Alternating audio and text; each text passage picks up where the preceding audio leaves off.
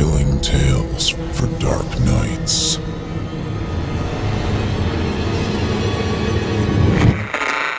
Want to make sure you never miss a Chilling Tales for Dark Nights video again? Be sure to subscribe and hit that bell to turn on notifications. Like most teenage boys, I believed that I was a wolf, not a sheep.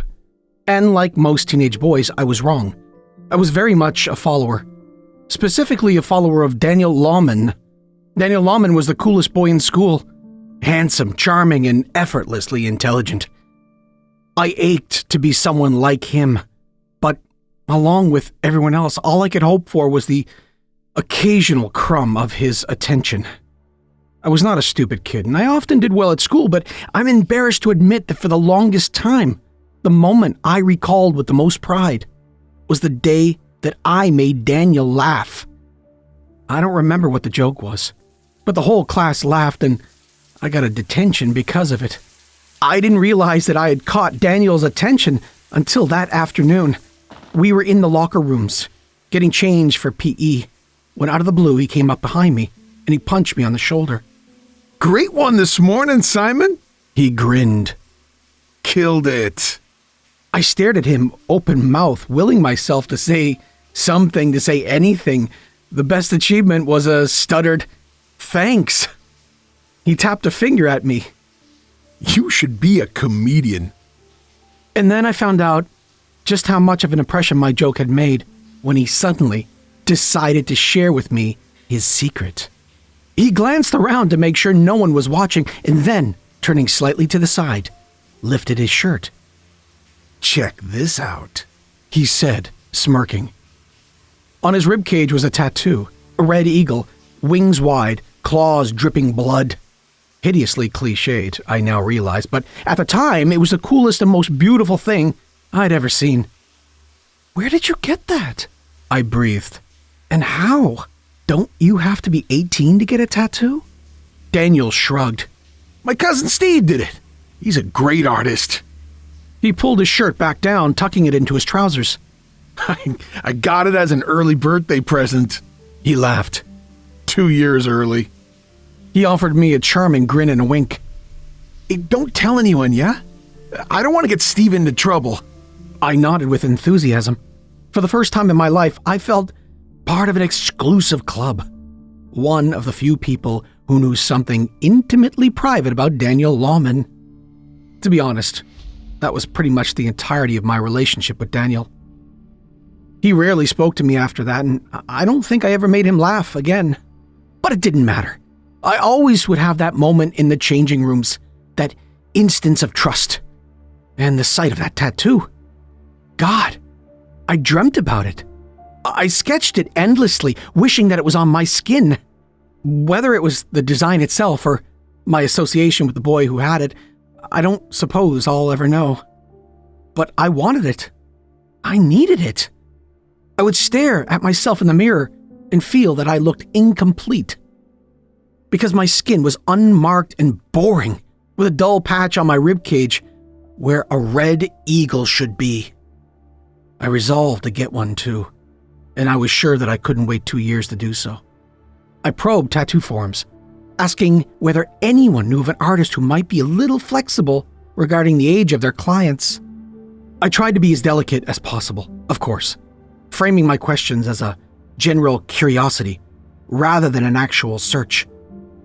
But I guess I wasn't careful enough. "You want to see Jack," said the message. "He'll do you."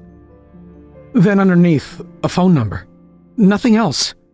The number was a landline I saw rather than a mobile, so I called it the next day. My heart pounded as it rang, and I found myself hoping that maybe no one would pick up. Then there was a click. Hello? The word was drawn out, almost sarcastic, and the voice was high and a little whiny. I tried to speak, coughed instead, and then managed to get my words out. Hi. I was told you do tattoos," Oh, yes. came the reply. I do indeed. Would you like one? Jack, assuming that's who I was talking to, sounded delighted at the prospect and also somewhat patronizing, like an old woman offering a sweet to a child. Yes, I said. I'm after a red eagle. Jack cut me off. You can give me the details when you get here. Is tomorrow acceptable? I nodded and realized that was stupid and managed a week. Yes, Excellent! cried Jack. Bring your sweetness here tomorrow at 7 o'clock sharp. He gave me an address in town. It was not an area I would have ever wanted to go to on my own. Also, my sweetness? But I wanted that tattoo. Some little madness has attached itself to my vulnerable adolescent brain and was telling me that I would only be complete when I had it. Only be cool when I had it. And so, the next day at 7 p.m., I went to see Jack. The sun had long since set by the time I arrived, my path lit only by flickering orange streetlights. The address was on a small industrial estate, squatting among small, grubby businesses, repair shops, and other units of indeterminate purpose. A handful of men stood around in scruffy, oversized clothing, with cold faces and piercing eyes. I had tried to dress to make myself inconspicuous. Jeans, a hoodie, but I still stuck out like a sore thumb, embarrassingly young and out of place. I hurried past them, not making eye contact. Eventually I found the place I was looking for.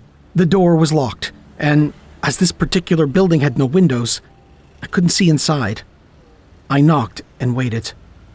My heart was pounding, and I was painfully aware of the cold-faced men watching me. No one answered, so I knocked again. An unpleasant suspicion began to form in my mind. Was this all a prank? Or worse, a setup? Oh God, was I about to be jumped by these guys? I was just about to make a run for it when I heard footsteps from inside the building and the scraping of locks. I held my breath, and then the door opened. At first, I couldn't make out anything at all. It was pitch black on the other side. Then, a pale face loomed into view. Hello! Jack stood before me. His face was long and thin with oddly bulging eyes, yellowish skin and lank hair. He was tall with spindly legs and arms, but his torso was strangely round, with sagging breasts and a bloated stomach. He was wearing black overalls and a white apron, which he was wiping his fingers on as he stared at me. I opened my mouth to speak, but didn't get the chance. Ah, yes, He cried. the young man who wants the tattoo. Of course. Come in. He stepped aside, flapping his hand towards the darkness of the interior. I didn't want to go inside at all, but I found my feet carrying me forward, as if they didn't care what the rest of me wanted. Jack shut the door behind me, and I suddenly became aware of an unpleasant smell. Bleach, maybe, mixed with something meaty. I couldn't tell whether it came from the building or from Jack himself. He skipped ahead of me, moving oddly lightly for someone so awkwardly built. I followed as if in a trance. As he led me into a room off the side of the entrance corridor, it was surprisingly brightly lit, filled with cupboards and shelves weighed down with bottles. In the middle of the room was a black chair that looked like a dark version of something you'd see at the dentist. Jack waved me to it. I sat down, and he perched delicately on a stool next to me. Now, young Simon, what can I do for you?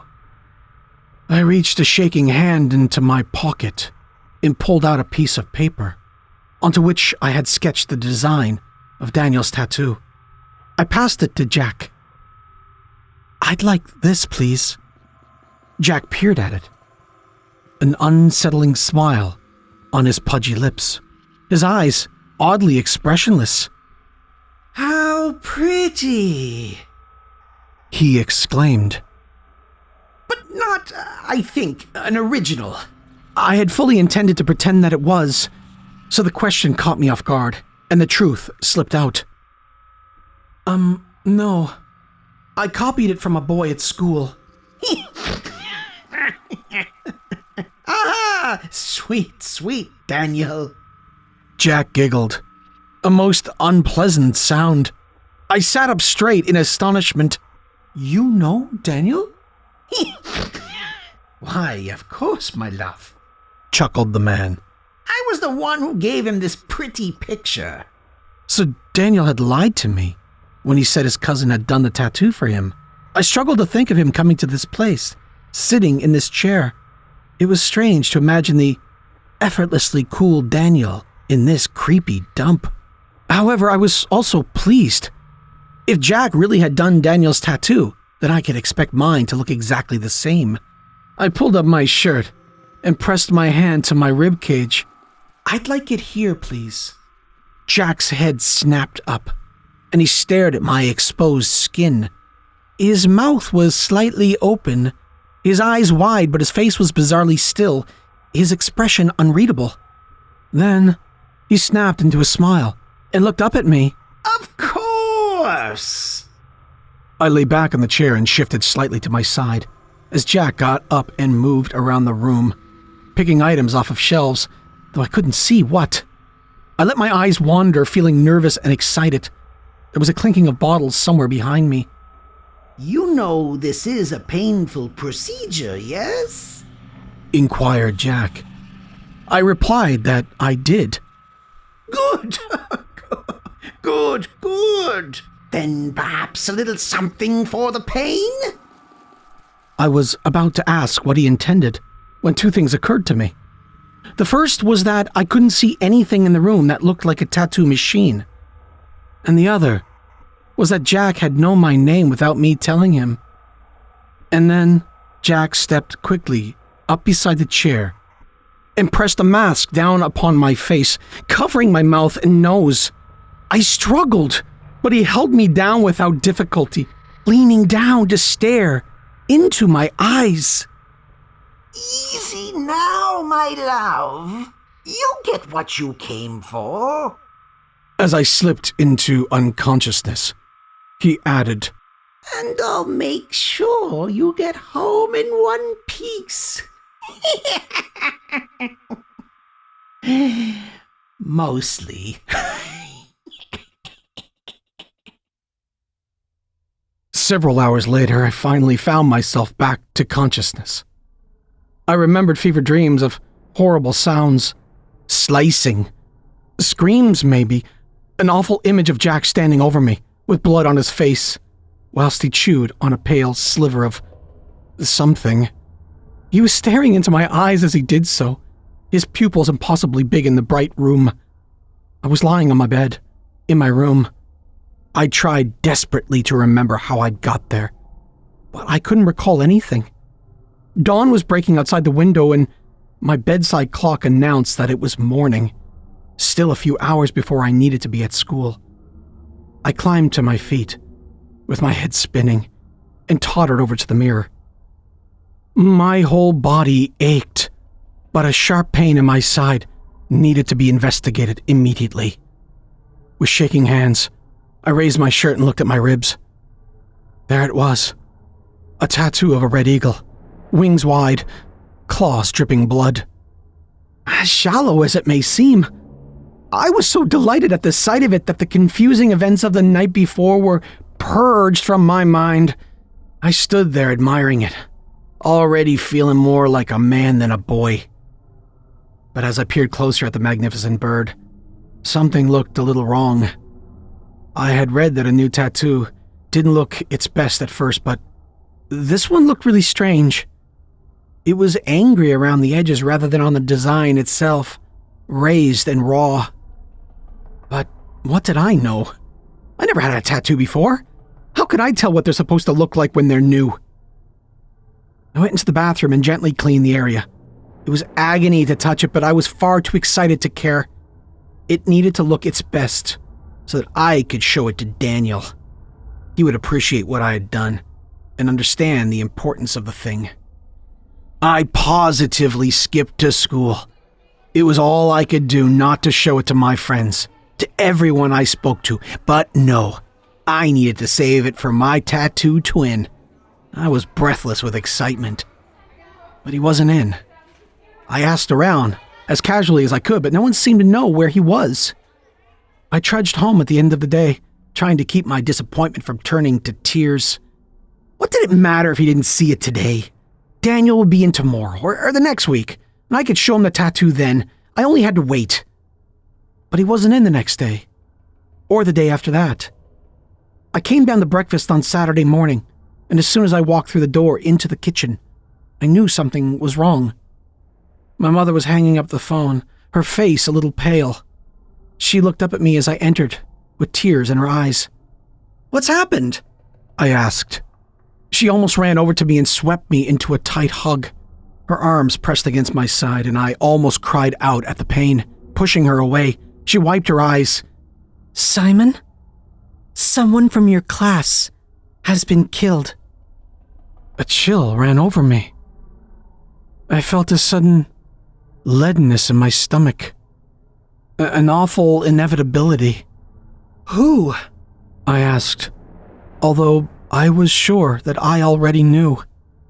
"Daniel Lawman." She probably said other things after that, but I didn't hear them. I went straight to my room, cold with shock. I didn't speak, didn't eat. My mother was sympathetic but a little confused. She hadn't realized, she said later, that the two of us had been so close.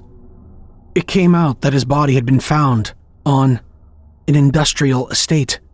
The cause of death wasn't clear at the time, but there had been significant blood loss from a large wound on his side, over his ribcage. Some odd, ritualized mutilation, it was theorized.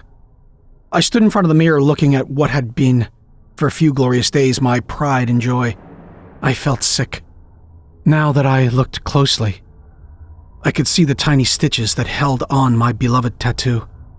I could see that it was raised where Daniel's skin jutted up against mine.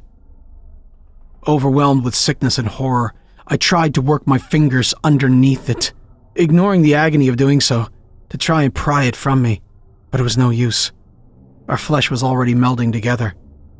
It should have been impossible. My body should have rejected the graft, but instead it was knitting into me, as if it was just a wound to be healed. After another 3 days, no one would have been able to tell that the tattoo ever belonged to someone else. Sometime later, when the investigation had died down a little, I returned to Jack's address.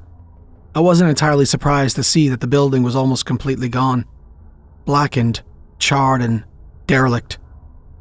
I could tell the police about Jack, I suppose, but would they really believe me? My wild story of how I ended up with Daniel Lawman's tattoo on my body? Maybe not. But mostly I feared that someone will see it and end up with a burning desire for it like I did.